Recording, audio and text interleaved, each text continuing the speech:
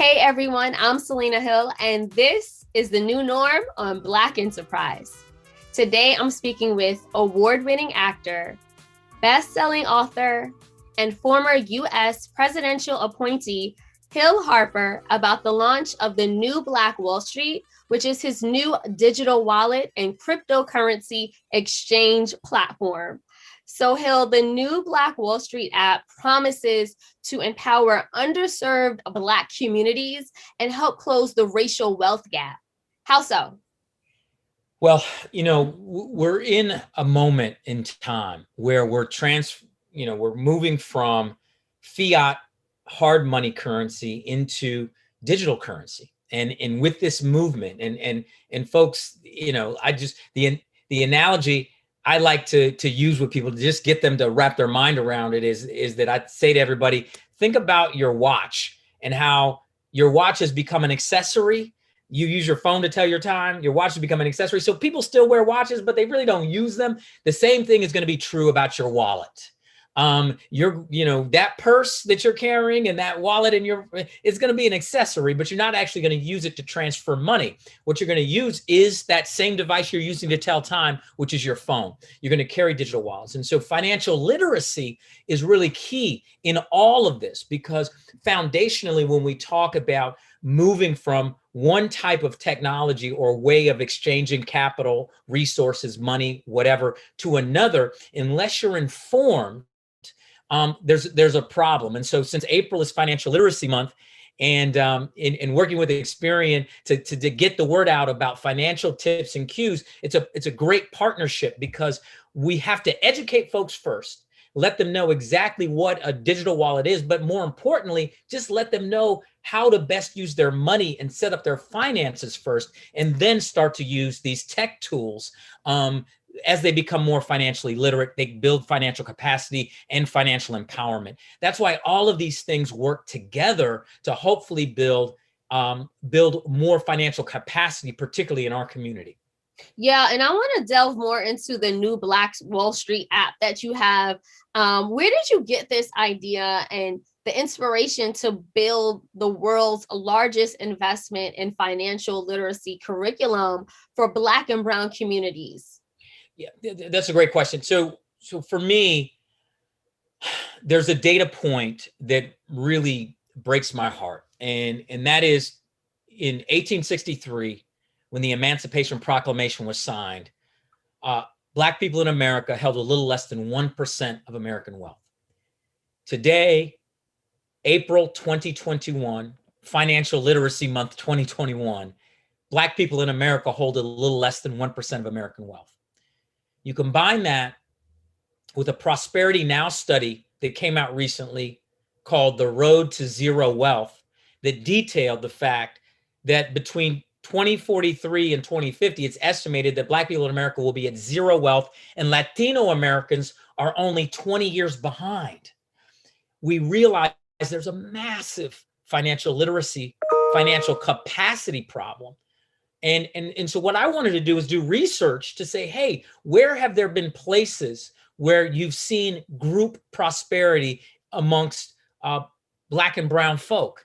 And one of the best examples was the Greenwood District in Tulsa, Oklahoma, leading into 1921, where O.W. Gurley bought 35 blocks of the Greenwood District and created an ecosystem of entrepreneurship and ownership and also education. And so that's what it was. So the challenge for me was, could we actually create a digital platform that replicated the brick and mortar successes and lessons that we found in the original brick and mortar Black Wall Street that was found in the Greenwood District, that was founded by O.W. Gurley? Yeah, I had the opportunity to spend some time in Tulsa pre-pandemic, of course, and Greenwood, and speak to some of the local organizers, some on the younger side who were all about rebuilding Black Wall Street. Hell, why do you think that rebuilding through your new app, the new Black Wall Street, will be the best way to sort of carry out this legacy? Well, the beautiful thing about technology is that it decreases barriers to entry. decreases friction. That's why, for instance, this month working with Experian, they are a tech company that provides so much information, right? So and it's seamless, right? You check your credit score and you can get more engaged and then go on and learn more and do all of these different things and use the tool of technology that the resources otherwise may not be available to you. And so the same thing happens with the app, right? We want to give tools to folks to create opportunity. I think that there were 3 pillars that built the wealth in the original brick and mortar Black Wall Street. Pillar number 1 was institutional ownership. Pillar number 2 was institutional trust. Pillar number 3 was the movement of money or capital within the ecosystem, where a dollar changed hands 6,200 times before it left over a year. Right now, we're in a place where a dollar leaves the Black community within 6 or 7 hours. And unless we actually start owning the actual wallets and the digital currency and the actual companies, I think we're going to see a dollar leaving within 6 to 7 seconds in the future. So that's paramount. But what's even more paramount as we lead into that is folks understanding, coming out of this pandemic, what their options are, what they can do, and what's out there for them to take advantage of in a non-friction way. That's why I'm encouraging people to go on to the Experian site and learn. Check your credit score. Use Experian Boost, which is a wonderful product and tool that allows folks with thin credit files to boost their credit score. We want to get credit scores up. We want to get people cheaper access to capital to sort of build the lives they want, to build their businesses and all of those things. Credit scores matter. And so as we educate people, that's one slice of the pie. We're going to start adding a number of different columns and information to hopefully build financial capacity. People always want to talk about financial literacy. Financial literacy is the precursor to financial capacity. Financial capacity is the precursor to financial empowerment. That's the road that we're headed on. And we do that through partnerships. We do that through learning, and we do that through working together. Yeah, and we're going to get to Experian. I definitely want to talk more about credit score and what folks should be doing post-pandemic. But before we get there, Hill, you and I are both pretty active on Clubhouse. Every time I turn on Clubhouse, they're talking cryptocurrency, they're talking NFTs, and a lot of these conversations are being spearheaded by Black folks. Why are you confident that cryptocurrency will be the thing that would actually save or close the racial wealth gap? Okay, so that's a great question. Now I know why your last name is Hill, because clearly we're related. Here's the deal. When we talk about ascending value asset classes, that's what we want to talk about. And to me, many of the cryptocurrencies can fall into that category, but many don't. So I don't want to paint a broad picture of saying cryptocurrencies. I want to talk more specifically about Bitcoin first, right? Because a lot of the cryptocurrency assets that are out there are extremely speculative and have a lot of downside risk. And if you think, what I talk about all the time is dollar cost averaging, which is there to mitigate volatility. Okay. And so I want to protect people's assets. And so the reason why it's important to understand how I believe Bitcoin specifically can help deal with the wealth gap is that its adoption is so low right now. We're talking about less than 2% of the world. And we're also talking about a very scarce supply, only 21 million Bitcoin. Okay. And so you combine scarcity with low adoption. What does that tend to tell you? It tends to tell you that over time, it's an ascending value asset class. And we understand that the actual dollar, the hard dollar, is a descending value. One of the things that keeps poor people poor is inflation, and that most poor communities are holding cash, right? They're not actually invested in potentially ascending value asset classes such as real estate, such as other in stock investments, et cetera, that are either paying dividends or obviously ascending in value. And so what does that mean? It means that if you just hold on to hard cash, you're getting poorer every year by doing nothing. Okay. There's, if I would have buried $100,000 way back in, let's say, the 90s, and then I uncover it now, my buying power of that 100,000 is significantly less than it was back then. But if I would have taken that same 100,000 and put it into an ascending value stock or put it into something else, I would have maintained or actually exceeded my buying power. So we have to think about ascending value asset classes. And I don't want to lump cryptocurrency into all of that because some of that is just going to Vegas. Okay. And I'm not recommending that. I'm not even recommending what people do on Robinhood. Why? Because there's an emphasis there on trading. We want to dollar cost averaging. We want to mitigate the volatility and the downside. And we want you investing over the long term and not putting money in, pulling out, putting money in, pulling it out. And so that's why I believe that if we get the literacy correct and people understand what we're talking about, focusing on really stable crypto assets like Bitcoin, then we actually and we get early adoption in our community, then we actually can deal and hit that wealth gap piece very hard. Right. And all of this, again, it's on the new Black Wall Street app. It's supposed to be rolling out May 1st. Right. So we go live. I'm excited about this. We go live the exact same time that 100 years ago, the largest race massacre, state-sponsored race massacre in the history of this country occurred. And that happened at sundown on May 31st, 1921. So we go live then. Obviously, we'll be in beta earlier than that, and everything's going to be, we're testing it and all of that. But our actual go live is sundown May 31st. And so we want to commemorate the centennial of that horrific event. And we want to honor the families and the descendants by launching a new platform, the Black Wall Street, that hopefully will replicate all of the wealth building factors that we saw the brick and mortar, the digital version, and we'll welcome in obviously the people from Tulsa, but people from all over the world onto our platform to hopefully build wealth. Yeah, it looks really, really cool. I checked it out on the website. I know it's in beta mode now. Is it true that 50 Cent and a lot of other your celebrity friends are on the app too, or is that just a picture? We are. It's just a picture. It's a picture. Oh, okay. But we have so many. They were on it. well, nobody's.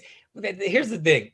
For us, money is very sensitive to people, right? And so, and their interaction with it is very personal. That's why I try to get people to think about money as a tool and don't think about it so personally. There's people say that they would. There was the study that came out that said people are more easily talk about infidelity than they talk about their credit score and how much they pay in taxes or don't pay.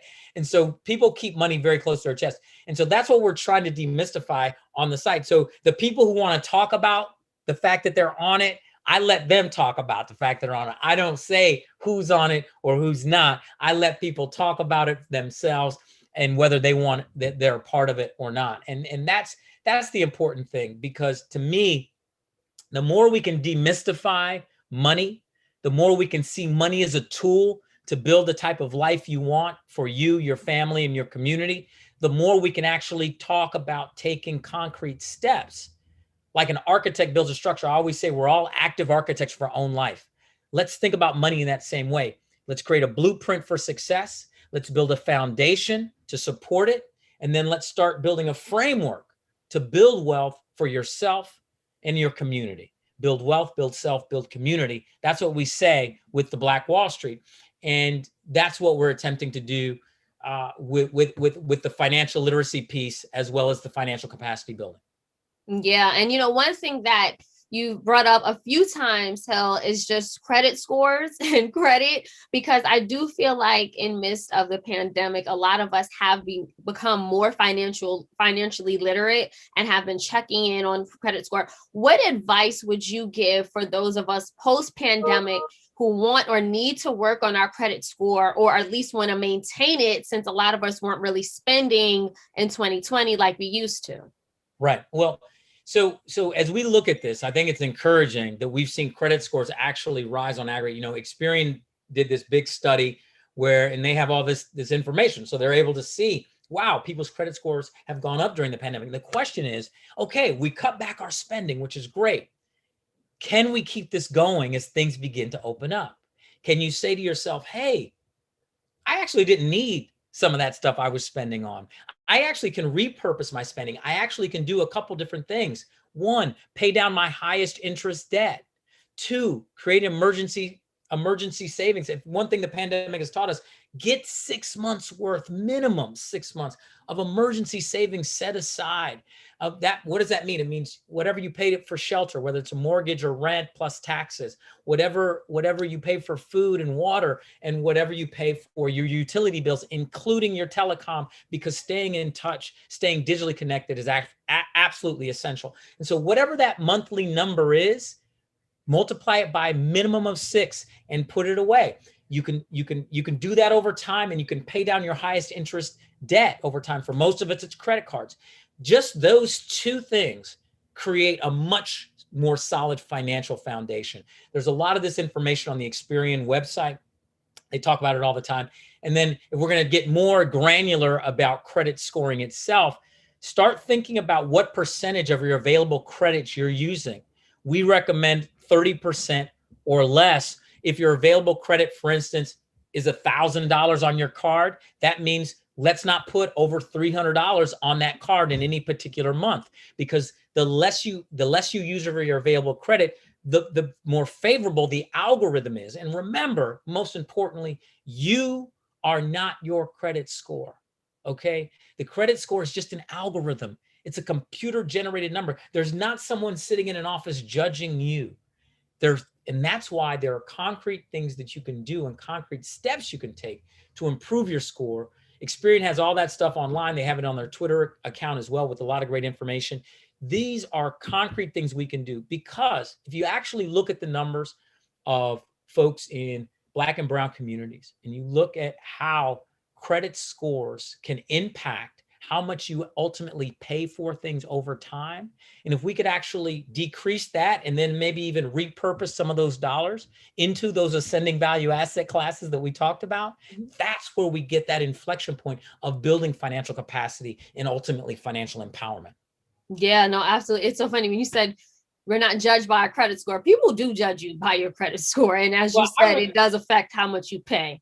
It's true. I was looking at one of those dating things in terms of people were talking about, it was actually on Clubhouse. There was a headline thing that said, oh, come on, shoot your shot, but only credit scores above, whatever it was. And that was like the headline of the room, Yep. So you're right. It does. Yeah.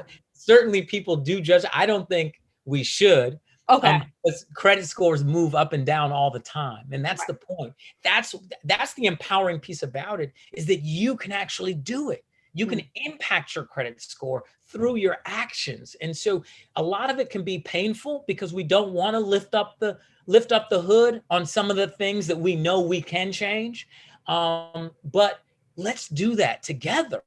And you can actually create, I call them accountability circles. We're so good at being on social media. Create your own credit score accountability circles and encourage each other. Share information. There's a wealth of information out there about how to improve your credit score, and folks can do it. Absolutely. So, besides being a financial literacy advocate and all the other things you've accomplished, we also know you as one of the stars on the #1 ABC television drama, The Good Doctor. You are shooting. I'm in my trailer right now. I'm getting ready to shoot a scene right now. Right now, exactly. So we don't want to hold you for too much longer, but are you working on any other projects or in film or television that we can look forward to?